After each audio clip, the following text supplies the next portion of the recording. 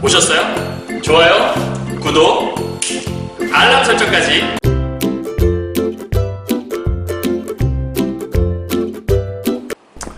안녕하세요. 경화여고 2학년 학생 여러분, 그리고 전국에서 수능 문학을 공부하시는 학생 여러분 만나서 반갑습니다. 선생님은 세계 최강 국어쌤 조인수 선생님입니다. 자, 우리 어제까지는요, 이전 강의까지는 우리 현대시하고 고전시가에 대한 강의를 했었거든요. 경화여고 이번에 시험범위 들어가는 부분이기도 하고 해서 강의를 했었고, 오늘은 소설 파트를 좀 해보려고 해요. 현대문학 파트인데 현대 산문이겠죠. 그래서 현대소설인 겨울뜸북이라고 하는 오정희 씨의 작품 하나를 보고요. 그 다음에 이청준의 천년학이라고 하는 시나리오 작품을 함께 보려고 하는데요. 우선 겨울뜸북이부터 정리를 하려고 합니다. 오늘 배우게 될 건 2019학년도 그 3학년 4월 문학에 있는 작품인데요. 사실은 여러분 재작년이라고 할 수 있겠네요. 2018년도에 봤던 2019학년도 대수능 문제에서 현대소설하고 시나리오를 묶어서 문제를 출제 한번 했었거든요. 그 경향을 그대로 받아서 작년 문제였죠. 2019년 3학년 4월 문학 그 모의고사에 아마 이런 방식으로 좀 출제가 됐던 것 같아요. 그래서 지문이 좀 길어요. 가에는 현대소설이 있고 나에는 시나리오가 있어서 좀 길어 보이긴 하는데 긴 거에 쫄지 마시고 내용상으로 사실 이렇게 어렵진 않더라고요. 그래서 여러분도 함께 선생님과 함께 좀 차분하게 공부를 해나가는 그런 시간이 되었으면 좋겠습니다. 우선 오정희 씨의 겨울뜸북이부터 한번 보도록 하죠. 우리 포인트 좀 잡고 들어가 볼까요? 오정희 씨의 되게 유명한 작품 중에 하나가 유년의 뜰이라는 작품도 있어요. 여러분 잘 모르실 수도 있는데 그 노랑눈이라고 하는 이제 한 아이가 나오거든요. 그래서 그것도 한 집안의 일인데 전쟁으로 인해서 한 집안 전체가 되게 어려움을 겪는 그런 일들이 나오거든요. 그래서 오정희 씨 소설은 그런 전쟁으로 인한 어떤 트라우마, 이런 어떤 안 좋은 것들을 겪는 그러한 사람들의 이야기를 많이 다루고 있어요. 특히 그 유년의 뜰 같은 경우에는 연계교재에도 실렸었고 모의고사에도 출제됐던 것 같은데, 어쨌든 그 유년의 뜰을 보게 되면 엄마 그리고 할머니 그다음에 이 어린 이제 아이 그다음에 누나 오빠 이렇게 여러 가족이 묶어 사는데 사실은 전부 다 좀 특이한 어떤 면모를 보이거든요. 예를 들면 뭐 할머니는 도벽이 있는, 남의 자꾸 닭을 훔쳐와요. 그리고 오빠 같은 경우에는 좀 약간 폭력적인, 아버지를 대신해서 뭔가 좀 집안을 일궈야 간다는. 엄마는 일을 하러 나가는데 밤마다 좀 너무 예쁘게 차려입고 나가서 다른 남자를 만나는 것 같은 그런. 그리고 언니는 막 향락을 즐기는. 그리고 이 주인공 이제 서술자인 이 노랑눈이라고 하는 이 꼬마 아이는 도벽도 있고 식탐도 있는. 그러다가 이제 아버지가 돌아오신다는 그런 소식에 집안 전체가 흔들리는 모습이 나오거든요. 그러니까 이렇게 사람들이 힘들어하는 이유 중에 하나가 뭐냐면 아버지가 전쟁에 나왔기 때문이다. 그래서 아버지가 문제가 아니라 전쟁으로 인해 한 가족이 피해받고 있는 그런 얘기들이 여기에 담겨 있거든요. 이 작품 같은 경우도 약간 그런 좀 경향들이 들어있긴 한데, 어쨌든 오정희의 겨울뜸북이에서의 포인트는 이렇게 좀 잡아보시면 될 것 같아요. 첫 번째가 과거의 오빠 모습과 현재의 오빠 모습이 좀 다르게 등장을 하거든요. 그래서 과거에는 오빠가 어떤 모습이었고 현재는 어떤 모습인지 정확하게 얘기하면, 과거의 오빠의 모습이 이제 화자인 나에게, 서술자인 나에게 어떻게 다가왔었는데 지금 현재의 모습은 오빠가 나에게 어떻게 다가오는지 그 차이점이 있다는 걸 기억하셔야 되고요. 두 번째는 문남놀이라는 게 초반에 나와요. 그리고 뒤쪽에 가게 되면 편지라고 하는 소재가 나오고, 그래서 이 문남놀이와 편지라는 것들이 각각 어떠한 의미를 지닐 수 있는지, 뭐 문남놀이는 쉽게 말하면 오빠와 이제 내가 어릴 때, 여동생이겠죠. 여동생 이 화자가 어릴 때 오빠와 함께 놀았던 그 놀이 중에 하나예요. 근데 어머니가 돌아오시지 않아서 했던 놀이거든요. 이 문담놀이를 통해서 어떤 효과를 거둘 수 있길래, 어떠한 그 능력이 있길래 이 노래에 어떠한 효과가 있길래 이런 놀이를 했을까, 그걸 살펴보는 거고, 편지는 이제 오빠의 편지거든요. 정확히 얘기하면 그 오빠의 편지가 어떠한 의미를 지니고 있는지를 좀 이따 살펴보도록 하고요. 그 다음 세 번째로는 이 작품은 전반적으로 과거 회상으로부터 시작하는 이야기거든요. 그래서 과거 회상을 통해서 어떤 이야기를 좀 진행하고자 하는지 그걸 살펴보셔야 되고요. 그래서 과거의 모습을 통해서 지금의 오빠의 모습이 어떻게 달라졌는지를 좀 함께 살펴볼 수 있는 것 같아요. 그리고 마지막으로 비단구두라고 하는 사실은 제목이 겨울뜸북이잖아요. 그 뜸뿍 새하고 어떤 노래가 있는데 그 노래에 그런 가사 내용이 나오죠.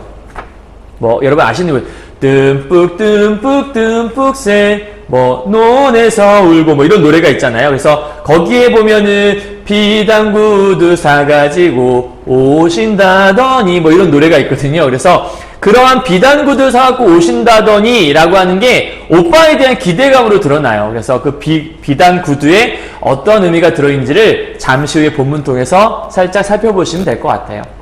이해하셨죠?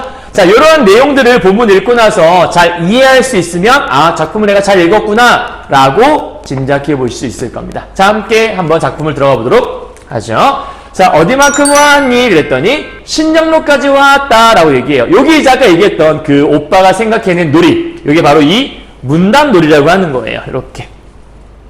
그러니까 물어보고 답하는 놀이라고 볼 수 있겠죠. 여기서 오빠가 생각해낸 놀이였다라고 얘기하는 거 보니까 이 말을 하는 화자가 누구임을 알 수 있냐면 여동생임을 알 수 있겠죠. 그러니까 지금 현재 등장인물이 여동생 1명, 오빠 1명이라는 걸 우리가 알 수 있을 거예요. 소설은 기본적으로 인물을 파악하는 게 먼저라고 말씀드렸죠. 그래서 여동생이 오빠와 함께 했던 놀이, 과거에 집을 향해 부지런히 걸음을 재촉하고 있을 어머니의 모습. 그러니까 어머니는 지금 집을 향해 온다는 거니까 현재 집에 계시지 않는 거겠죠. 뒤쪽이 나오긴 하는데 어머니는 지금 이제 장사를 나간 상태예요. 그래서 엄마가 돌아오기를 이제 막 추워 떨며 기다리고 있는, 자, 모습을 따라 고개를 넘고 개울을 건너고 신장로 길을 따라 제울제울 걷는 동안 배고픔과 어쩌면 어머니가 자주 우리를 버리고 달아나 버렸을지도 모른다는, 그러니까 이들은 엄마가 갔다가 안 오면 그런 걱정까지도 하는 거예요. 엄마 우리 버리고 가면 어떡하지? 뭐 이런 걱정을 하고 있나 봐요. 그래서 그러한 배고픔과 걱정을 잊을 수 있다. 그러니까 뭘 잊을 수 있냐면 배고픔도 잊을 수 있고 걱정도 잊을 수 있고, 그 잊게 해주는 것이 무엇이냐면 바로 이 문답놀이라는 거다. 그럼 문답놀이의 역할은 뭐냐라고 본다면 문답놀이는 앞에서 말했던 그런 배고픔이라든지 혹은 걱정, 이런 것들을 잊을 수 있게 해주는 그러한 좋은, 우리에게 힘을 주는, 잊기 위해 어쩌면 약간 몸부림일 수도 있겠고 그러한 시도라고 볼 수도 있을 것 같아요. 그리고 이때 배고픔 이런 것들이 있다는 얘기는 굉장히 기억니은한 상황, 선생님 늘 말씀드리고 있죠. 기억니은한 것들은 가난한 상황이라는 것도 우리가 생각해 볼 수 있다, 이렇게 여러분 보시면 될 것 같아요. 그러니까 지금 뭐냐면 그런 거예요. 어디만큼 왔니? 그때 신장로까지 왔다. 또 물어봐요. 어디만큼 왔니? 다 왔다. 이렇게 얘기하게 되면 이제 우리는 담장에서 뛰어내려 어슬어슬한 땅거미 속에 솟아오르듯 나타나 어머니를 향해 뛰는 것이 놀이의 끝이었대요. 그러니까 지금 이 놀이의 정체는 뭐 그런 것 같아요. 집에서 있다가 이제 얘는 여동생이니까 뭐 엄마가 어디온지, 오빠는 이제 키가 좀 클 거고 그러니까 어디까지 하는지 안 보일 수 있잖아요. 그래서 오빠한테 물어보는 거예요. 뭐 가령 예를 들면 뭐 담 같은 데가 있고 오빠는 이제 집 밖에 엄마 오나나 이렇게 볼 수 있는 거겠죠. 여동생이 오빠 엄마 어디까지 왔어? 이렇게 물어보니까 신장로까지 왔네. 사실 신장로가 안 보일 수 있거든요. 근데 그냥 그쪽 왔다라고 여동생한테 이제 대꾸를 해주는 거예요. 근데 이제 엄마의 모습이 살짝 보이는 것 같다 싶을 때 어디까지 왔니? 그러면 다 왔네 이렇게 얘기하면 다 같이 이제 뛰어서 엄마한테 가는 이제 그런 모습이 좀 있는 것 같아요.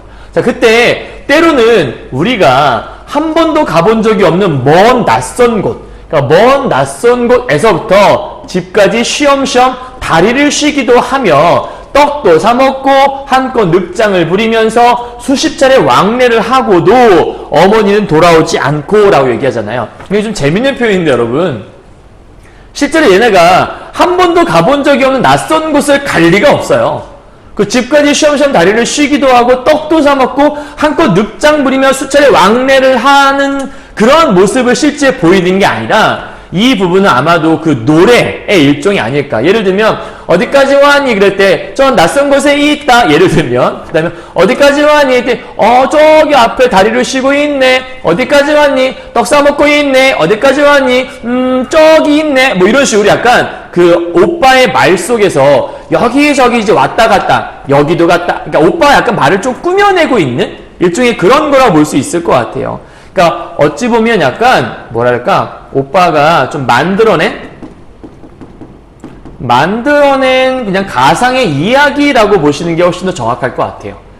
그러니까 지금 엄마가 오지 않으니까 계속해서 동생은 물어보는 거죠. 오빠 어디까지 왔니? 이렇게 물어보면 오빠는 예를 들어볼게요. 뭐 100m까지 왔네. 50m까지 왔네. 다시 70m 갔네. 30m 왔네. 뭐 이런 식으로 왔다 갔다. 엄마가 안 오니까. 그래서 이 오빠 입장에서 굉장히 괴로운 일일 수 있죠.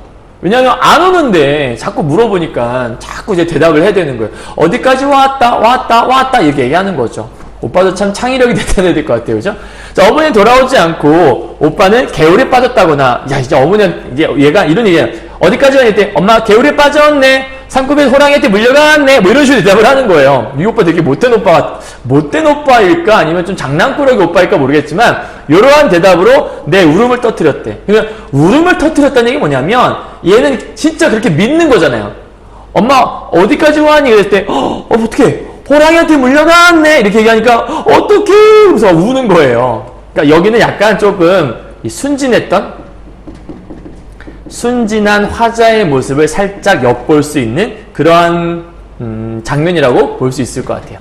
자, 땅거면 제법 짙어져서 동구 밖에 신장로가 널어놓은 광목천처럼 희게 떠올랐고 어디까지 왔니 하고 계속 물어봐. 그러니까 사실은 오빠 입장에 짜증날 수 있지 않을까요? 어디까지 왔니? 근데 오빠는 또 계속 만들어내고 이제 그만 좀 해! 막 이렇게 얘기할 수 있을 것 같기도 한데 어쨌든 짜증스럽게 잇따라 퇴근을 해도 오빠는 정자나무까지 왔다 이런 대답을 잊은 듯 숨을 죽이고 그 눈을 크게 떴다. 그러니까 뭔가 뒤에 무슨 얘기가 이어진지 잘 모르겠지만 이 본문만 본다면 눈을 크게 떴다라는 거는 뭔가 좀 심상치 않은 걸 봤다? 뭐 이렇게 볼 수도 있고 어쨌든 그게 중요한 게 아니라 요 다음 이제 중략 부분이거든요. 그러니까 뭐 예상치 못한 뭔가를 봤을 수도 있겠고 여기까지의 모습을 보게 되면 오빠가 되게 여동생에게는 되게 믿음직한, 그렇죠? 오빠를 좀 지켜줄 수 있는, 그러니까 나를 지켜줄 수 있는. 어떻게 할 수 있냐면 이렇게 써 있잖아요. 사실 그때의 일, 방금 얘기했던 이 문담놀이 하던, 그렇죠? 그러니까 이 문담놀이를 하던 그 과거의 일인 것 같은데 그때의 일은 빛 발행 천연색 사진처럼 대단히 암시적이고 몽상적인 분위기로 남아있어. 어린 시절의 기억이 되게 그러하듯 실제로 있었던 일인지 아니면 한가 공상이었는지 분명치, 여러분 그럴 때 있지 않니? 이럴 때 있지 않아요? 그러니까 어릴 때 기억을 더듬어 나 그때 나 뭐 했던 것 같은데 근데 실제 내가 그랬나? 뭐 어머니가 그럴 때 있잖아요. 너 어릴 때 그랬잖아. 진짜 내가 그랬어? 대박. 뭐 이렇게 느낄 때 있지 않아요? 그러니까 과거를 생각해 오면 내가 진짜 했는지 안 했는지 약간 좀 긴가민가는 약간 좀 그럴 때 있는 것 같아요. 그래서 그런대로 그날 저녁을 생각하면 지금까지 이상하게 마음이 좀 쓸쓸하기도 하고 그 다음에 정답기도 하고 어떤 약간 좀 인물의 심리를 뭐 직접적으로 제시해주고 있는 쓸쓸하다 뭐 이렇게 얘기하면서 그러니까 과거를 돌아보면 되게 좀 쓸쓸한 그런 마음이 좀 드나 보죠. 또 하나 오빠는 참 많은 것을 알고 있었대요. 똑똑한 오빠였나 보죠. 죽은 풍뎅이를 땅에 묻고 7밤이 지나면 나비가 된다. 이게 맞나? 이게 실제 맞니 얘들아? 죽은 풍뎅이를 땅에 묻으면 풍뎅이가 죽었는데 그게 나비가 된다면 얘는 신 아닌가 거의, 그죠? 그 다음에 꽃씨를 먹고 햇빛에 나와 앉아있으면 뱃속에서 꽃나무가 자란대요. 그럼 사람의 배 터져서 굉장히 잔인한 이야기 될 것 같은데. 그러니까 사실 오빠가 참 많은 것을 알고 있었다라는 게 사실은 그렇지 않아요, 그죠? 그러니까 지금 많은 것을 알고 있었다라고 하면서 이런 얘기를 하는 거 보니까 앞에서 봤던 것처럼 참 순진한 화자의 모습이 있었구나, 이거를 살펴볼 수 있을 것 같아요. 그러니까 지금 전반적으로 지금 현재 과거의 오빠의 모습 있잖아요. 이 과거의 오빠의 모습은 화자에게 있어서 되게 믿음직스러운 그런 오빠였고요. 그 다음에 이 오빠는 아는 게 참 많은 좀 듬직한 똑똑한 이러한 오빠라고 생각을 하고 있던 게 화자에게 있어서는 좀 그런 모습이었던 것 같아요. 자, 그 다음 미역다발이나 김 따위를 잔뜩 이고 행상을 나간 어머니가 있네요. 그러니까 어머니는 지금 장사를 나갔다라고 말씀드렸죠. 그러니까 어머니의 직업을 좀 알 수 있는 부분인 것 같고요. 돌아오지 않는 여름 저녁 나는 문온에 돌 떨어지듯 tum벙tum벙으로 되는 뜸부기 소리를 들으며 이제 아까 말했던 그 뜸부기 노래인가 봐요. 노래를 불렀다. 비단구두 사가지고 오신다더니 뭐 이런 노래가 있는 거예요. 자, 그 노래의 구절을 몇 번이고 되풀이해 부르면서 어서 오빠가 커서 엄마가 장사를 다니지 않아도 되고, 왜냐면 엄마가 나가면 무서웠잖아요, 혼자 기다리는 동안. 그래서 엄마가 장사 다니지 않아도 되고 이 노래처럼 내게 비단구두를 사오게 될 나를 꽤나 절박하게 소원했던 것이다. 그러니까 오빠가 커서 장사 나가지 않게 돼서 이제 오빠가 나한테 이런 것들을 해줄 수 있는, 일종의 약간 어떤 거냐면 이 부분은 오빠에 대한 좀 기대감이 있는 거죠. 그러니까 어린 시절에는 이렇게 오빠에 대한 기대감이 막 증폭되었던 그런 시기인 것 같아요. 아, 언젠가 오빠가 나를 위해서 비단 구두를 사갖고 오지 않을까? 그날이 빨리 왔으면 좋겠다. 뭐 이런 것들. 그래서 기다리고 있는 거죠. 그 다음, 속초 우체국에 소인 찍힌 오빠의 편지가 회사로 날아온 것은 그저께 오후였다. 자, 여기까지는 좀 과거의 이야기였던 것 같아요. 여기까지, 그치? 그러니까 여기까지 딱 끊어보면 과거의 이야기가 좀 줄을 이뤘던 것 같고요. 근데 이제 밑에 오게 되면 그저께 오였으니까 현재로 좀 돌아온 게 아닐까 싶은데, 자, 드디어 그 말한 오빠의 편지. 선생님이 아까 포인트 잡아드렸던 거 있죠? 오빠의 편지 부분이 왔어요. 가죠. 비슷하게 어려운 처지의 사람들끼리 서로 외로움을 나누기도 했다는 극히 비상적이고 짧은 내용 끝에 그 오빠의 편지에 뭐가 있냐면 돈을 붙이라는 추신이 붙은 엽서. 그러니까 이제 오빠는 돈을 붙이라 라고 했으니까 지금 오빠의 사정이 그다지 좋지 않은 상태인 것 같아요. 그러니까 이걸 받아봤다면 이 엽서를 통해 알 수 있는 건 이런 오빠에 대한 지금 화자의 기대감 있잖아요. 오빠에 대한 기대감이 아까와는 좀 다르게 이제는 내려가 있는 상태라고 볼 수 있겠죠. 그러니까 뭐 다른 거 없이 그냥 돈 좀 붙여줘. 오빠가 나한테 오히려 비단구들 사갖고 오히려 기대했었는데 이제는 오빠가 나한테 돈을 붙이라고 하고 있잖아요. 뭔가 상황이 안 좋아졌다는 걸 좀 알 수 있죠. 상황 자체가. 자, 거의 2년 동안 한 자 소식도 없어. 나는 오빠에 관한 소식이라면 부고거나 유서쯤이 이 편지가 사실은 지금 우리가 받은 이 편지가 돈을 붙이라는 편지는 아직 아니었는데 요게 그동안 요런 엽서를 받은 뒤에 거의 2년 만에 받은 편지였던 거예요. 그럼 네, 지금 시간이 8시 50분입니다. 빨리 끝내고 갈 예정입니다. 매번 요 시간대 양이 많이 찍는 것 같아요. 이 오빠의 편지라고 하는 거는 뭐냐면 그 전에 돈을 붙이라는 추신이 붙은 엽서를 받은 후 2년 만에 너무 오랜만에 온 거예요. 여러분 그런 속담 있잖아요. 무소식이 희소식이다. 그러니까 이제는 좀 그런 거 있어요. 오랜만에 뭔가 표식이 오면 뭔가 일이 있는 거 아니야? 뭔가 큰일이 생긴 거 아니야? 이게 걱정이 되잖아. 그래서 부고, 사람이 죽었다는 소식을 얘기하는 거고요. 유서, 오빠가 나한테 이제 죽음 직전에 쓴 편지. 이런 게 아닐까 걱정하는.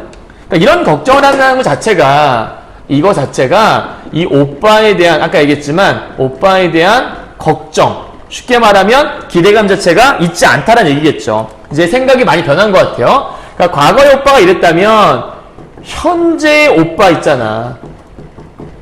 이 현재의 오빠는 나에게 믿음직한 게 아니라 걱정을 주는, 걱정을 끼치는 그런 오빠인 것 같아요. 그죠? 자, 그리고 그러나 편지는 유서도 다행이지. 유서도 부고도 아니었어. 뭘까? 20이 갓 넘은 올케. 올케는 여러분 알겠죠? 오빠의 언니를 올케라고 해요. 그래서 오빠의 아내를 이제 여동생 입장에서 올케 언니라고 하죠. 그래서 20이 갓 넘은 올케는 아이를 낳고 전몸살을 앓아 누웠고, 그러니까 집이 이렇게 부유하지 않은 것 같죠? 뱃속에서부터 영양이 부실했던 아이는 그나마 젖구경도 못해 8개월이 지나도록 뒤치지도 못한다는 것. 그러니까 집이 굉장히 지금 현재 힘든 상황인가 봐, 오빠 상황이. 오징어철이 되면 틀림없이 갚을 테니 5만 원만, 아니 3만 원이라도 급히 보내달라는, 그러니까 요게 지금 아까 얘기했던 그 오빠의 편지 내용. 오빠의 편지 내용이라고 볼 수 있죠. 그러니까 지금 굉장히 가난한 오빠의 사정을 엿볼 수 있는 부분인 것 같아요. 그죠? 그러니까 아까 그 기대감 자체가 이제는 완전히 기대감이 생길 수 없는 그런 상태의 오빠 모습이라고 설명할 수 있겠네요. 이해하셨나요? 사실은 여러분은 이 얘기 안에 숨겨진 얘기인지 잘 모르겠지만 이 오빠가 사실은 이제 이런저런 많은 것들을 하려고 노력을 해요. 근데 많은 노력을 했는데 다 실패를 해요. 그리고 실패하고서 이제 마지막으로 좀 전에 여기 오징어철 나오잖아요. 이제 오징어잡이 배를 타고 이제 돈을 벌러 가겠다. 요렇게까지 얘기를 하거든요. 근데 이 오빠는 되게 좀 곱디 고운 그런 오빠의 모습이었고, 곱상한 오빠의 모습이었는데, 이런 일을 어떻게 하나, 이런 이제 걱정까지 되는? 그래서 사실은 이제 뭔가 좀 기대감이 있었으나, 이제는 그런 기대감을 할 수 없는, 기대를 할 수 없는 그런 상태인 것 같아요. 시간을 내어 내가 한번 가거나 널더러 다녀가라는 것이 도리인 줄 알지만, 편지의 내용이겠죠? 오빠는 덧붙였다. 직장의 메인 몸이니 굳이 시간을 낼 것은 없고, 또한 뭐 구차하게 사는 모양을 보이고 싶지 않으니 그냥 돈만 붙이라는 것이었다. 어떻게 보면 약간 여동생 입장에서는 뭐야 돈이나 붙이라는 거야? 짜증나 이렇게 얘기할 수 있는 부분이거든. 그런데 언제나처럼 내게 도움은 못 줄 망정, 그러니까 오빠가 뻔뻔한 오빠는 아닌 것 같아. 그치? 오빠의 동생에 대한 미안함, 이런 미안함의 감정은 잘 드러내고 있는 것 같죠. 그래서 오빠를 용서해라 라는 추신이 붙어 있대요. 그러니까 얼마나 이제 여동생 입장에서 안타깝겠어요. 그 모습이. 자, 이제 마지막 부분인 것 같은데요. 오랜만에 쓰는 편지인 탓인지 아니면 술을 마신 탓인지 꽤 긴 내용은 술꾼의 주정처럼 두서가 없었고 3년 전 마지막으로 어머니가 지니고 있던 금반지를 받아쥐고 나간 오빠가 이제 내가 돈을 잘 벌어볼게요 하면서 나갔겠죠. 나간 오빠에게서 3번의 편지를 받았는데 내용은 매번 그렇게 절박했대. 아마도 매번 돈을 요구하는 그런 편지지 않았을까요? 지금의 내용 보니까 그러니까 금전 관련 편지였을 가능성이 크다라고 볼 수 있겠고, 나는 균형을 잃고 흔들리는 글씨에서, 그러니까 오빠의 글씨가 막 삐뚤빼뚤한 글씨였나 보죠. 몇 밤을 망설임 끝에 술 기운을 빌려 비로소 엎드려 끄적거렸을 자괴지심, 요게 이제 사실은 현재 오빠지.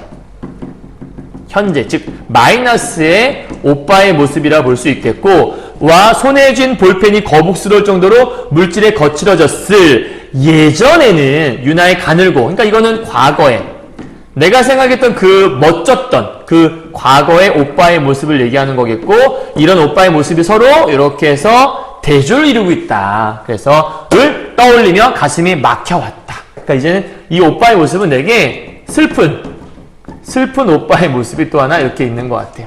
이렇게 서로 대조를 이룬다 볼 수 있겠네요. 되셨나요? 자, 그러니까 지금 현재 이 작품을 통해서 말하고 싶은 건 뭐 크게 뭐 다른 건 없어요. 뭐 특징을 되게 정리할 것도 없고, 이 작품을 정리하면 간단하게 이렇게 정리할 수 있어요. 주제는요, 오빠에 대한 유년 시절의 기억을 회상하는 부분이다. 우리 본문만으로 통해 본다면 그래요. 오빠에 대한 유년 시절의 기억을 회상하는 거. 전체적인 작품을 본다면 그냥 유년 시절의 기억 이렇게 볼 수 있는데, 우리 본문을 본다면 이런 내용이 주를 이루는 거고, 그 다음에 특징은 과거 회상을 중점으로 하고 있기 때문에 역순행적 구성을 갖고 있다는 거 하나 하고, 과거의 오빠의 모습과 현재의 오빠의 모습이 서로 대조를 이루고 있다. 이 정도가 좀 중요한 특징 중에 하나라고 볼 수 있습니다. 이해하셨나요? 되게 간단하게 끝이 났죠? 그래서 중간중간 문답놀이라든지 아니면 오빠의 편지라는 것들의 의미들도 방금 말씀드렸으니까 그런 내용 잘 파악하시고, 그냥 오빠라는 존재에 대해서 믿음직했던 오빠였지만 이제는 조금 달라져버린 그런 오빠의 모습을 회상하고 있다. 그런데 이 가족이 이렇게 사는 가장 큰 이유 중에 하나가 뭐 전쟁 직후에 어떤 그 힘든 상황으로 인해서 이렇게 살고 있는 모습이 있는 거거든요. 그래서 그런 내용들을 다 정리하고 있는 작품이다라고 보시면 될 것 같고요. 이제 잠시 후에 요 내용들에다가, 요게 이제 가번 소설 내용이거든요. 여기다가 더해서 이제 시나리오 작품, 이청준의 천년학이라는 작품이 있는데, 그 작품을 하나 더 나번에 있는 거니까 그것도 함께 정리한 후에 이제 가번, 요 유년 시절, 그러니까 오정희의 그 뜸부기 노래, 겨울뜸부기하고 이청준의 천년학을 묶어서 함께 이제 문제풀이를 함께 해보도록 하겠습니다. 자, 고생하셨고요. 잠시 후에 뵙도록 하죠. 수고하셨습니다.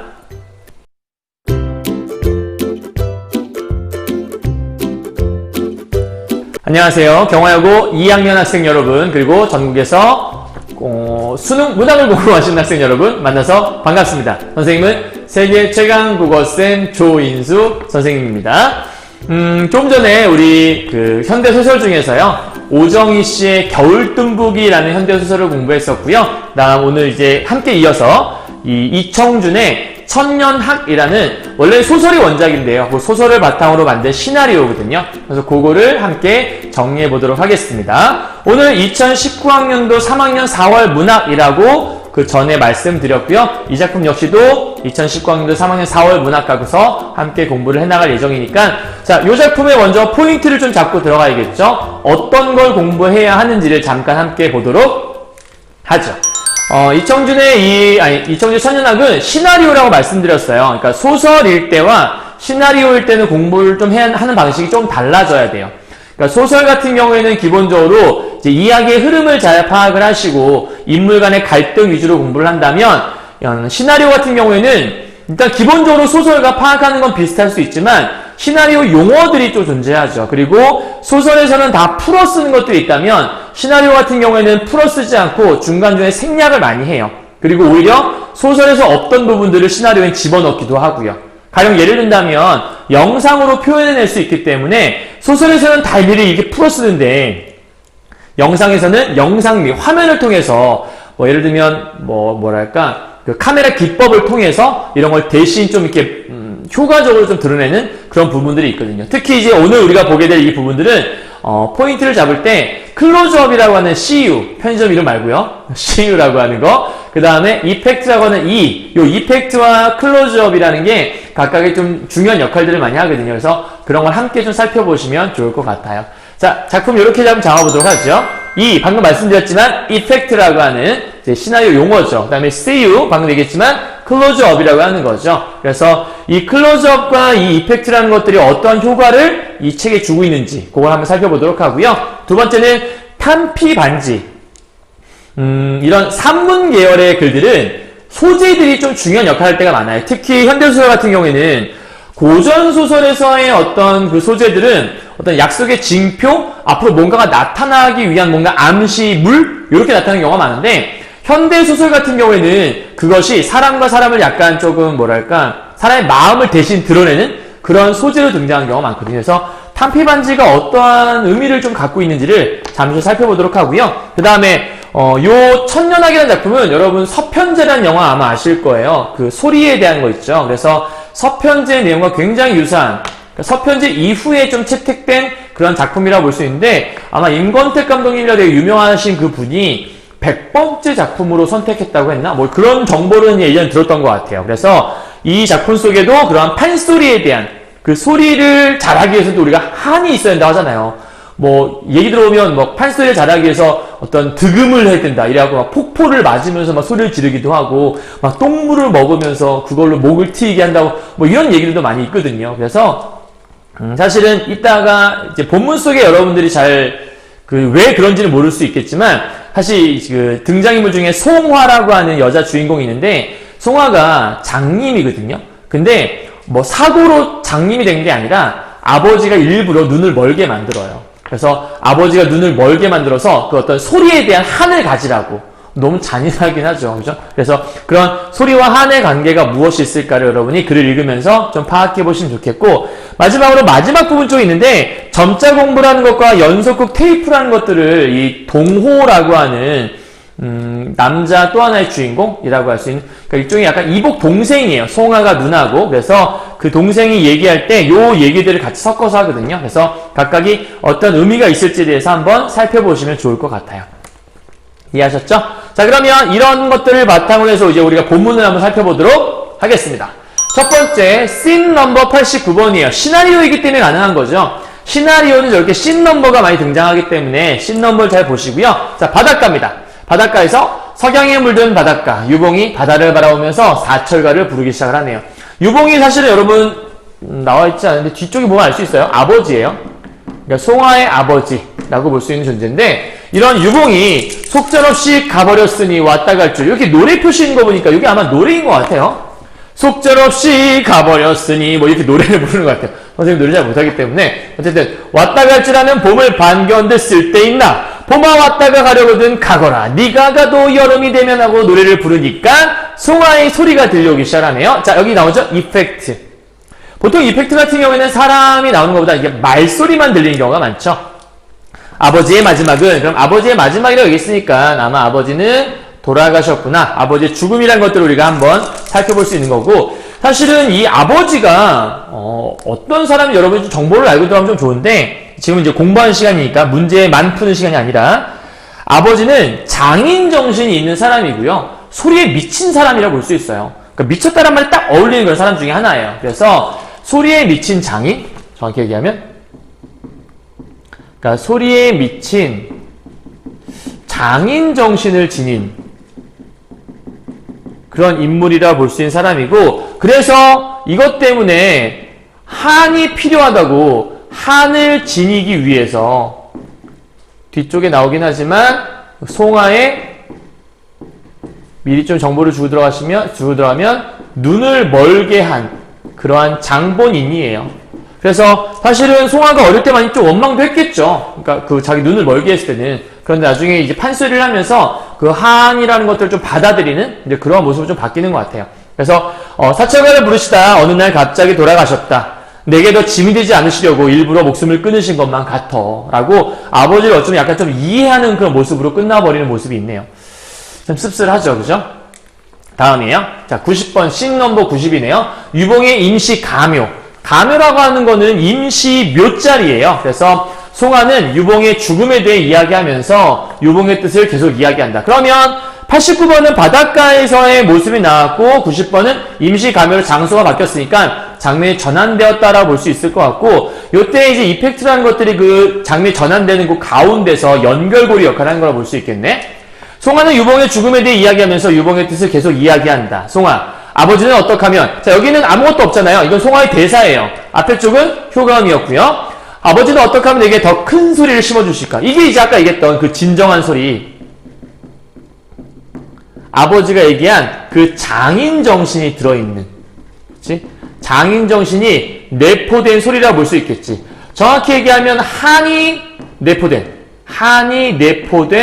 한이 서려있는 진정한 소리, 그런 소리를 심어주실까 평생토록 그 일만 생각하다 가셨다라고 아버지를 이해하고 있어요. 그죠? 동호 일어선다. 내가 그 사람을 아버지라고 못하는 이유를 누나도 언젠간 알게 될 거야! 라고 얘기하는 거 보니까, 아, 이 동호는 아버지를 좀 약간 원망하는, 그죠? 아버지를 원망하고 있구나, 이런 걸 알 수 있어요.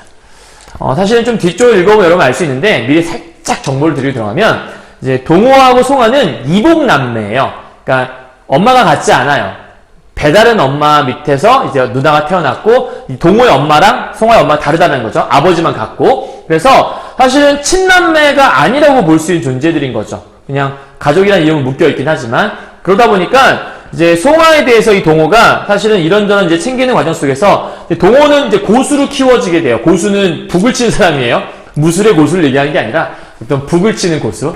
네, 죄송해요. 그래서 북을 치는 그런 고수인데, 그래서 어찌 보면 약간 북을 치는 고수로서의 동호를 키우고 송하는 노래하는 사람으로서, 그래서 일종의 밴드와 가수인 거죠. 그렇게 한 팀으로 키워지려고 했던 것 같은데, 그 누나지만 알게 모르게 어떤 그 좀 이렇게 좋아하는 마음들, 그리고 송하 역시 동호에게 어떤 그러한 마음들이 조금씩 싹트는, 하지만 가족이기 때문에 남매라는 이유로 그걸 대놓고 드러내지 못하는 그런 남녀 간의 이제 미묘한 약간 그런 것들이 좀 있는 것 같아요. 이게 드라마였다면 여러분들 마음 기대감이 있을 거예요. 제발 매줘줘요! 막 이런 사람들이 있고, 안 돼! 뭐 이런 사람이 있을 수 있겠고, 약간 좀 드라마라면 많은 것들이 있을 수 있을 것 같아요. 자, 다음. 그러면서 송하에게 탄피 반지, 이제 이런 것들이 그런 거예요. 탄피 반지를 건네요. 그럼 반지는 아무한테나 주는 게 아니지 않아요? 반지는 우리가 이렇게 매인다라는 의미가 있잖아. 좀 사랑하는 사람에게 주는 게 반지라고 볼 수 있겠고, 그래서 이 탄피 반지라고 하는 것들은 뭘 얘기할 수 있냐면, 이 동호에 송화라고 하는 자기 누나 있잖아요. 이 송화에 대한 동호의 마음을 드러낼 수 있는, 뭐 남녀 간의 사랑이라고 정확하게 얘기할 수는 없지만 어떤 좀 약간 그러한 비스무리한 마음을 좀 드러내는, 이거 내가 탄피로 만든 반지야. 누나 주려고 오랫동안 간직하고 있었어. 그럼 내 정성을 담은 어떤 반지를 누나한테 주는 거죠. 그러니까 자주 닦아주지 않으면 녹이 쓸어. 그러니까 이거 관리를 잘 하지 않으면 녹이 금방 쓴다라고 얘기했잖아. 근데 나중에 봤는데 다 녹슬어 있어. 그러면 관심이 없는 거라고 볼 수 있겠고, 이게 만약에 나중에 만났는데도 여전히 상태가 잘 지속되고 있다면 이 반지를 얼마나 소중하게 여기고 있는가, 이걸 또 알 수 있겠지. 동호는 탄피 반지를 쥐어주고는 그 길로 돌아섰죠. 그리고 붉은 수수밭을 걸어가는 동호의 얼굴이 보였고, 송화의 얼굴은 눈물이 글썽거렸어. 그러니까 지금 동호가 떠나고 있는 상황 같고 송화가 슬퍼하고 있는 모습이 이렇게 지금 등장하고 있는 것 같죠. 탄피 반지를 꼭 쥐는 송화의 손. 나는 누이와 그런 식으로 헤어진 걸, 뭐 아무것도 안 쓰는 거 보니까 뭔가 내용 더 있는 것 같기도 하고, 중력 있는 거 보니까 잠깐 좀 미묘한 것 같아요. 자, 어쨌든 지금 헤어지는 과거의 장면이 좀 나온 것 같아요. 아니, 과거라기보다는 헤어진 장면이 나온 것 같아요. 다음. 송화가 일하는 술집안. 좀 전까지 우리가 지금 90번까지 갔고, 중간에 다 건너뛰었어요. 자, 131로 갑니다. 지금은 현재 송화와 동호가 헤어진 시점이겠죠? 술집 문을 열고 술꾼과 동호가, 다시 이제 동호가 들어오네. 새로운 인물이 나왔어요. 술꾼하고 동호가 들어와서 자리를 잡고 앉아있네요. 술꾼이 주인 여자에게 소리를 같이 듣자고. 그러니까 이 술집 안에서의 뭔가 소리. 그러니까 술집 가면 우리가 이제 노래 부르는 가수들도 있을 수 있잖아요. 그래서 어떤 소리를 같이 듣자고 청하고 있어요. 송아, 갑자기 송아가 나오지? 왜?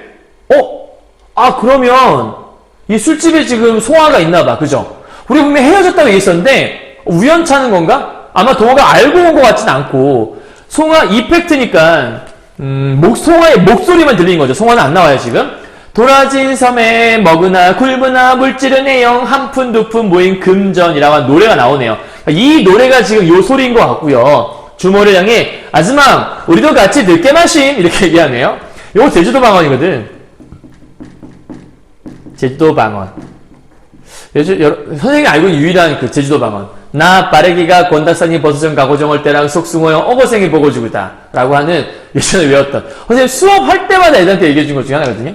요게 나 빠르기가 권다산이 버스전 가고정할 때랑 요게 그 진달래꽃을 나보기가 엮여 가실 때에는 나 빠르기가 권다산이 버스전 가고정할 때랑 뭐 이렇게 한다고 선생님 정확하게 외우고 있는지 모르겠지만 대충 그래요. 그래서 그렇게 막 외계어 같은 그런 느낌 드는 제주도 방언. 그래서 지금 여기가 뭔가 제주도가 아닌가? 약간 그런 얘기를 좀 할 수 있을 것 같아요. 자, 그 다음. 서방님 용돈에 다 나간다. 이어도 사나, 이어도 사나. 그러니까 약간 이어도 사나라고 하는 거 이어도 타령이라고 하는 그 노래인 것 같아요. 주인 여자가 방문을 열자 손님들을 상대로 노래. 이 노래가 지금 이 노래잖아. 송화의 노래이자 이 소리라고 얘기할 수 있는 것 같고 송화의 이 노래소리, 그지? 노래를 부르는 송화의 모습이 근데 송화는 판소리를 하는 여잔데 아까 아버지가 그 막 한이 서리고 진정한 장인 정신을 노래하자고 했었는데 송화는 지금 이어도 타령이라는 노래를 부르고 있잖아. 이어도 사나 요네 저덩 어딜 가나 하면서 노래를 부르고 있어요. 그죠? 그러니까 지금 손님들을 상대로 노래를 부르고 있는 송화의 모습이 슬쩍 보이는 거 보이니까 원래는 몰랐는데 사람들로 하여금 그 노래를 부르는 사람이 송화다 이런 걸 좀 보여주고 싶었던 효과가 아닐까 좀 싶어요. 그죠? 자, 그 다음 넘어가 볼게요. 송화 노래를 불렀어요. 지금 노래 부르고 있는 거예요. 다음 132번 씬으로 가보니까 송화의 집으로 가는 길 밤이 나와요. 그리고 갑자기 밤길을 동호와 송호가 그러니까 지금 동호가 송화 만난 거죠. 어디서? 방금 그 술집에서. 근데 진도바다 글러나가자라고 얘기해. 이건 이펙트네. 그러니까 지금 동호와 송호가 함께 걷고 있는데 송화가 또 노래를 불러. 그럼 애들 잘 봐야 되는데 분명히 앞에 노래를 불렀잖아요. 근데 지금 밤길을 동호와 송호가 나란히 걷잖아요. 그럼 좀 전에 동호가 송화 노래를 듣다가 갑자기 장면이 바뀌면서 함께 밤길을 걸으면서 송화가 동화를 같이 걷고 있잖아요. 걸으면서 갑자기 진도바다 글로 나가자 노래를 부르면서 동호랑 같이 갈 리가 없잖아요. 그렇죠? 그러니까 지금 동호랑 같이 가면서 노래를 부르는 상황은 아닌 것 같고 이펙트라고 했으니까 송화가 실제 노래를 부르는 게 아니라 아까 이 노래가 소리로 그냥 연결되고 있는 그러니까 오해하면 안 되는 건 지금 현재 동호와 송화가 나란히 걸으면서 동호에게 송화가 직접 노래를 불러주고 있는 그런 상황이 아니라는 것 같아요. 그죠? 그러니까 아마 앞에서 이었던 이 이어도 타령의 노래에 이어진 게 효과음으로 그냥 이렇게 들리고 있는 그러니까 효과를 그냥 주고 있는 거라고 볼 수 있을 것 같죠? 자, 그러니까 아마 아파랑 이와 이어진다라는 느낌을 좀 주고 싶었던 것 같아요. 밤길을 걸으며 동호와 송화가 이야기를 나누죠. 밤길에 익숙지 않은 동호가 턱에 걸려 넘어질 뻔했었고 너 여기는 어떻게 알고 왔니? 그랬더니 알고 오기는 누나 어렸을 때 제주 뱃사람한테 얻어왔다는 말이 생각나서 들러봤지 뭐. 그러니까 우연히 들렀는데 그러니까 뭐 요쪽에 뭐 제주 뱃사람 그러니까 아마 송화가 여기 제주 출신인가? 뭐 이런 걸 좀 알 수 있는 부분인 것 같기도 하고 그래서 혹시나 하고 왔는데 만나게 됐다 이렇게 얘기하는 것 같죠? 야, 조심해. 그랬더니 여기 와서 일주일 동안이나 찾아 헤맸네. 뭔가 좀 찾아 헤매는 모습이 실제 있긴 있었나 봐. 그죠? 다음 송화의 집 앞 밤이네요. 송화가 사는 집 앞에 당도한 두 사람 불이 켜져 있는 집 안으로 들어가게 되네. 송화네 집이에요. 내가 사는 집이야. 불이 켜져 있네.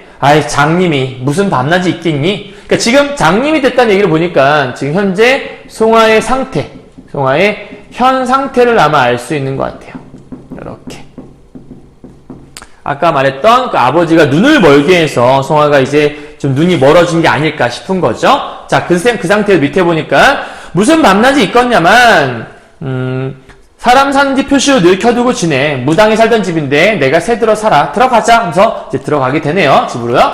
자, 송화는 부엌으로 들어가고 동호는 부엌으로 난 문 옆에 앉아서 동호에게 줄 라면을 끓이기 위해 눈이 안 보이는데 라면을 끓이시네요.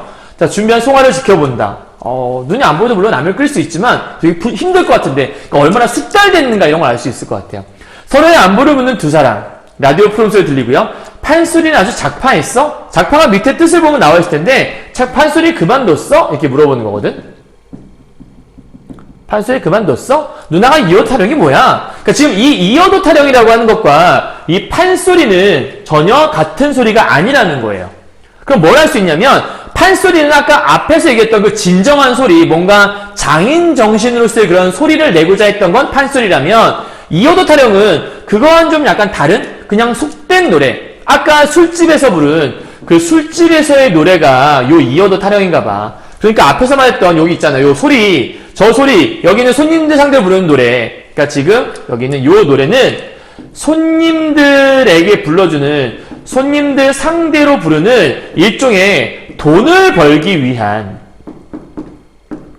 쉽게 얘기하면 생계 수단으로서 부르는 그런 노래였나 보지. 그러니까 동호 입장에서는 아 누나 판소리 이제 그만뒀어? 이효도 타령이 뭐야 누나가? 약간 이런 식으로 약간 핀잔을 좀 주고 있는 부분인 것 같아. 이효도가 정말 있으면 그 섬으로나 들어갈까 하고 왔는데 그 소리를 이렇게 연명을 하고 있네. 이렇게 얘기하네. 그러니까 지금 미음에서 얘기하는 것들은 약간 지금 생계를 위해 노래를 부르고 있는데 그 소리, 여기 지금 연명을 하고 있다는 거 보니까 이 연명이라는 게 생계를 얘기하는 거잖아. 그러니까 내가 지금 현재 생계를 위해서 그나마 이 노래 갖고서 내가 생계를 그나마 유지하고 있어. 뭐 이런 얘기들 이렇게 풀어내고 있는 것 같아요. 애는 잘 자라니? 라고 얘기하네. 그러니까 아까 얘기했는데 동호와 송화가 서로 좀 약간 그런 미묘한 감정이 있다고 얘기했잖아. 서로에 대한. 그런데 동호는 그냥 다른 여자를 만나서 이제 살림을 차리게 된 거예요. 그리고 동호의 애가 잘 지내냐고 물어보는 거 보니까 아마도 이 정보를 통해서 알 수 있는 건 송화랑 동호랑 조금은 오랫동안 떨어져 있었다? 약간 헤어져 있었다. 요거를 이제 정보를 살짝 캐치해 볼 수 있을 것 같아. 그러니까 애는 잘 자라냐 물어보겠지. 설마 서로의 애는 아니겠죠. 그렇죠? 그러니까 우리 애는 잘 커? 뭐 이런 걸 물어보면 되게 막장이 되는 거니까 그런 것 같지는 않고. 자, 많이 컸어. 전설따라네? 갑자기 왜 전설따라냐면 아까 라디오 프로그램 들었잖아. 그때 그 프로그램에서 노래가 나오는 건가 봐. 어떤 프로그램일 수도 있겠고, 나 그거 안 빼고 들어. 송화의 단정한 책상 위로 라디오와 점자판이 보이기 시작하고요. 그 다음에 책상 See you. 클로즈업 하는 거죠. 그러니까 지금, 송화의 책상 부분을 클로즈업 하는 거 보니까, 이렇게 라디오와 점자판이라는 송화의 일상 있잖아. 송화가 평소에 어떻게 사는지, 송화의 일상들을 보여주고자 이런 효과를 주는 게 아닌가 싶고요. 라면 냄비에 달걀을 끼워 넣는 송화의 능숙한 손. 동호가 송화에게서 상을 받아 방 안으로 들어간다. 라면을 먹으려다 드디어 송화의 손가락에 끼워져 있는 그 탄피 반지를 발견하게 되네. 탄피 반지를 여전히 끼고 있던 거야. 그럼 이걸 통해 알 수 있는 건 송화가 동호를 잊지 않았구나. 동호에 대한 어떤 송화의 지속된 마음이 있었다. 이거를 이렇게 살짝 보여주고 있는 거죠. 지속된 마음을 보여주고 있는. 그러니까 어찌 보면 이제 동호를 좋아하는 마음들을 놓고 싶지 않았던 그런 게 있지 않을까 싶은데 반지가 옛날 그대로네. 닦지 않으면 녹슨다고 네가 그랬잖아. 그러니까 이거를 이렇게 반듯하게 닦고 있었다는 얘기는 그만큼 동호에 대한 마음이 좀 지극했다라는 걸 알 수 있겠죠. 다음, 송화는 탄피 반지를 만지작 거려요. 그러니까 지금 사실 동호를 좋아하는 마음은 여전히 그대로 있던 것 같아. 근데 동호가 송화를 올려다본다. 송화는 동호의 시선을 느끼면서 수줍은듯 고개를 떨구기 시작하네요. 그러니까 아무래도 좀 감각이 예민하다 보니까 그런 게 다 느껴지는 것 같아요. 치맛자락으로 버선발을 가리는 송화의 손. 그러니까 약간 조금 부끄러움. 그러니까 송화의 부끄러운 그런 마음들을 이 손을 통해서 살짝 드러내고자 하는, 그러니까 심리를 드러내는 그런 클로즈업이라고 볼 수 있죠. 다 먹은 상을 물리면서 동호는 중동 이야기를 꺼내네요. 나 중동 가려고. 사막에다가 술을 넣는 공사판에. 왜? 돈 벌려고. 그럼 돈을 왜 벌려고 하는 거지? 돈 벌어서 어디다 쓰게? 누나 마음 편히 소리 공부할 수 있는 집 한 칸 지으려고. 그러니까 동호는 여전히 누나에 대한 생각이 가득하네요. 그죠? 점자 공부 좀 했어. 누나 때문에. 누나 심심할까봐 라디오 연속곡 테이프도 모아놓고. 그러니까 이 점자 공부와 라디오 연속곡 테이프라고 하는 것들은 반대로. 그러니까 탄피반지라는 게 동호에 대한 송화의 마음을 보였다면 이거는 송화에 대한, 이번엔 송화에 대한 동호의 마음을 엿볼 수 있는 그러한 소재라고 볼 수 있어. 그러니까 서로에 대한 마음이 여전히 잘 지속이 되고 있었던 것 같아요. 동호의 말을 들으며 송화는 눈물 짓는다. 읽어줄 재미있는 책 구한다고 소설도 꽤 많이 읽었네. 귤을 먹던 동호, 눈물을 흘리는 송화를 올려다 본다 하면서 마무리가 되네요. 자, 이렇게 보면 뭘 알 수 있냐면, 이 작품은 일단 기본적으로 원래 소설 원작은요, 한에 대한 이야기가 좀 중점이에요. 그러니까 장인 정신, 소리에 대한, 소리와 한이 중점이라고 볼 수 있는데, 요 시나리오로 바뀌면서 우리가 지금 보고 있는 본문만 봐도 알겠지만 그런 한이나 이런 내용보다는 어떤 오누이의 미묘한 그 감정들까지도 같이 다루고 있다는 게 좀 특징이거든요. 그래서 이 작품은 이렇게 좀 정리해 볼 수 있을 것 같아요. 일단 한의 예술적 승화라는 거, 이게 이제 하나의 포인트인 거고, 이 예술적 승화라는 것들은 그 한과 소리와의 관계를 보여주는 거라고 볼 수 있겠고, 더불어서 이복남매의 어떤 사랑하는 마음, 이별, 뭐 육체적인 사랑 그런 걸 얘기하는 게 아니라 정신적인 사랑, 이별, 그리고 그리움, 이런 거를 함께 잘 녹여냈던 작품이 바로 이 작품이 아닐까 싶습니다. 그래서 뭐 특징을 따로 뭐 정리하고 뭐 무슨 관점, 뭐 전적 관점 뭐 이런 것들 얘기하는 것보단 이런 주제 정도 정리하는 게 이 작품 출제 포인트를 제일 잘 잡는 것 같아서 요 정도로만 정리하게 되면 간단하게 끝날 것 같고요. 자, 이제 우리 아까 봤던 요 전 강의에 봤던 오정희 씨의 겨울뜸북이라는 작품하고 지금 오늘 봤던 요 이청준의 천년학, 요 두 개를 엮어서 문제가 나와 있거든요. 문제 한번 풀어보도록 하죠. A와 B의 공통점인데요. A는 아까 오정희 씨의 겨울뜸북이에서 오빠에 대한 이야기가 쭉 과거 회상으로 있던 거거든. 그래서 간단하게 얘기하면 1번에 과거의 사건을 제시했다? 나머지 이런 것들은 답이 될 수가 없어요. 왜냐면 얘들아 있잖아. 그 A와 B가 되게 길지 않고 짧거든? 근데 짧은 데에서 장면을 빈번하게 교차하는 걸로 주기가 굉장히 힘들걸? 그리고 동시에 일어난 사건을 병치하는 것도 여러 개의 사건을 이렇게 나란히 배치하는 게 쉽지 않아요. 그러니까 이 2번과 3번은 사실 답이 되기 굉장히 힘든 문제 중에 하나인 거죠. 그 다음에 인문의 갈등 제시, 갈등에 관한 얘기는 아니고 그 오빠에 대한 소개, 그 다음 B에서는 그 누나에 대한 그 아버지에 대한 소개였나? 뭐 그러니까 갈등이나 시대 배경 같은 것도 말이 안 돼요. 그래서 답은 1번이라고 알 수 있고요. 다음 두 번째요. 기억 부분이 뭐냐면 여러분 잘 모를 것 같아서 선생님 좀 따왔어요. 자, 기억 부분 여기에요. 오빠는 개울에 빠졌다거나 산구비에서 호랑이에게 물려갔다는 대답으로 내 울음을 터뜨리게 하곤 했다. 여기가 아까 뭐냐면 이 전 강의에서 오정희의 겨울뜸북이 강의를 들으신 분은 이거 이해할 수 있어요. 그 부분이 뭐냐면 오빠가 엄마가 오지 않아서 어디까지 왔니? 라고 물어보는 그 동생의 물음에 대해 오빠가 일부러 약간 좀 놀려먹으려고 했는지 모르겠지만 엄마 호랑이들 물려갔다 이렇게 얘기를 해버리는. 근데 이걸 진짜 순진하게 믿는 거예요. 그러니까 오빠의 대답을 들은 나의 걱정이 내재되어 있다는 말은 맞는 말이라고 볼 수 있는 거죠. 다음 두 번째 니은이에요. 니은 부분은 거의 2년 동안 소식도 없던 오빠의 편지 내용인데 그 오빠의 소식이 없던 오빠로부터 편지를 받은 나의 긴장감. 왜냐면 오빠가 죽었다는 소식이거나 오빠 유서면 어떡하지? 걱정하는 마음이니까 니은은 맞다고 볼 수 있겠죠. 다음 3번이에요. 디귿에는 자신의 처지 때문에 부탁을 하는 오빠의 미안함. 여기 보니까 내게 도움은 못 줄 망정 괴로운 부탁만 늘어놓는 이 못난 오빠를 용서하렴. 그러니까 미안한 마음이라 볼 수 있겠네요. 그죠? 다음 리을이에요. 송아의 얼굴 방금 봤던 부분이네. 눈물이 글썽. 눈물이 글썽 있는 건 당연히 송아의 슬픔이라는 거 뭐 말하지 않아도 알 수 있겠네요. 그죠? 다섯 번째 미음이에요. 이어도가 정말 있으면 그 섬으로 들어갈까 했는데 이거 아까 그 부분이잖아. 생계를 위해 노래했던 부분. 동호와 헤어진 후 자신의 꿈 때문에 생계를 반대 아닌가? 생계 때문에 오히려 꿈을 포기하고 있는 그런 부분이 아닐까 싶어요. 그죠? 뭐 정확하게 뭐 꿈 때문인지는 정확히는 알 수 없지만 어쨌든 생계를 위해 뭔가 하고 있다는 건 정확하니까 그래서 생계를 포기했다는 말 자체가 어울리지 않는 부분이죠. 그래서 답은 5번이라고 볼 수 있을 것 같아요. 다음 이제 36번 문제예요.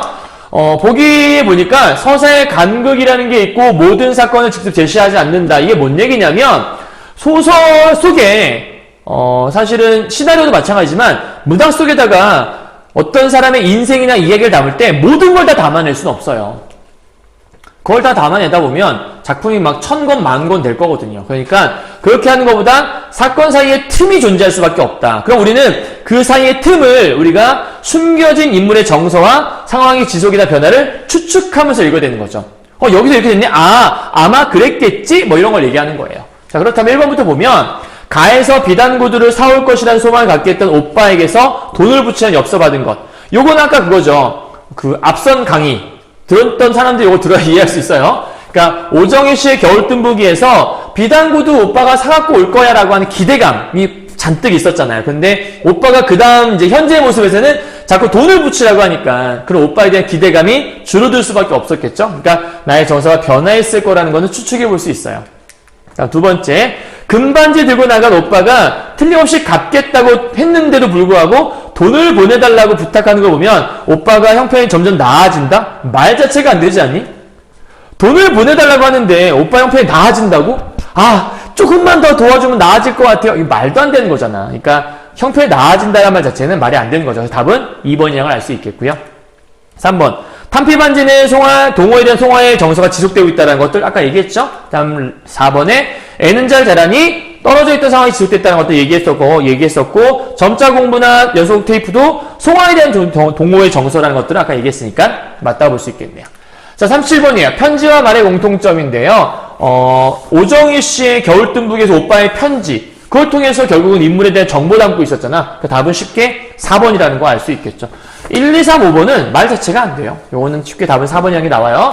38번 이제 마지막 문제라 볼 수 있는데 38번은요. 아까 말했던 그 클로즈업이라는 CEO라고 하는 그 클로즈업이라는 용어하고 이펙트라고 하는 것들이 어떠한 효과를 주는지를 물어보는 건데 1번부터 볼까요?